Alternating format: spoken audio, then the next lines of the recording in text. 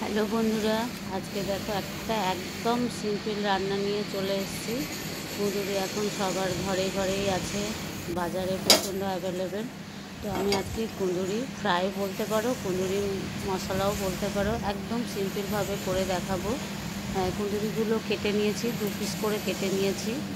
কেউ তাড়াতাড়ির জন্য ওটাকে 4 পিসও করে নিতে পারো, একটু সিদ্ধ হতে সময় লাগবে। তো আমি কুঁদুরি মশলা করার জন্যে ফ্রাই প্যানে সাদা তেল দিয়ে দিয়েছি, কালো জিরে দিলাম আর শুকনো লঙ্কা ফোড়নে দিলাম, আর সামান্য হাফ পেঁয়াজ কুচি করে দিলাম। যেহেতু আমার ছেলে মেয়ে কাঁচা পেঁয়াজ খায় না, বা পেঁয়াজের খুব একটা পড়ে গেলে ওরা তুলে রেখে দেয়, সেই জন্য পেঁয়াজ আমি কম করেই দিয়েছি। পেঁয়াজটা হালকা ভেজে নিলাম, পেঁয়াজের গন্ধটা চলে গেছে, দিয়ে কুঁদুরিগুলো দিয়ে দিলাম। একদম সিম্পল রান্না। এটা রুটি দিয়েও খাওয়া যায়, আবার ভাত দিয়েও খেতে পারো। রুটি দিয়ে খেতেও খুব সুন্দর লাগে। তো আমি আজকে এটা ভাত দিয়েই করব। নুন দিয়ে দিলাম আর হলুদ দিয়ে আর একটু সামান্য মিষ্টি দিয়ে আমি এটাকে চাপা দিয়ে সিদ্ধ হতে দেব। খুব ভালো লাগে খেতে। কুঁদুরি পোস্ত আমি করে দেখিয়েছি। এটা কুঁদুরি মশলাও বলতে পারো। মশলা সেরকম কিছু দেবো না, নুন হলুদ আর সামান্য মিষ্টি আর ফোড়নে যা দিয়েছি এটা দিয়েই করবো আজকে। আমার রোজ একটা ভাজা চাই, তরকারি তো মাছ আছে, তো একটা ভাজা দরকার, সেই জন্যে এটা সেটা ভাজতেই হয়। সেই জন্য আজকে কুঁদুরিটা ভালো করে ভাবলাম যে একটু অন্যরকমভাবে ভাজি, সেটাই তোমাদের সাথে শেয়ার করছি। বন্ধুরা, আমার ভিডিও যদি তোমাদের ভালো লেগে থাকে, আমার খুব সিম্পল ভিডিও আর ঘরোয়া ভিডিও যেগুলো মা মাসিরা রান্না করে থাকে, আমিও সেগুলোই করি।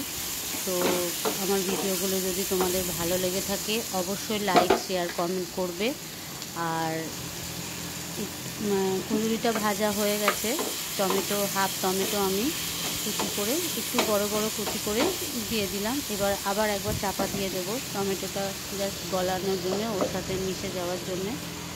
তো আমার ভিডিওগুলো যদি তোমাদের ভালো লেগে থাকে অবশ্যই সাবস্ক্রাইব করে পাশে থাকার অনুরোধ রইল। পাশে থাকলে মোটিভেট হব আরও এগিয়ে যাওয়ার, বা অন্য রান্না নিয়ে তোমাদের সামনে উপস্থিত হওয়ার সাহস পাবো। টমেটোটা মোটামুটি না করলেও চলবে, একটু মোটা থাকলেও ভালো লাগে খেতে, টমেটো ফ্রাই হয়ে যায়। তো আমার এটা মোটামুটি হয়েই গেছে। আমি একটু এবার পোস্ত ছড়িয়ে দেব।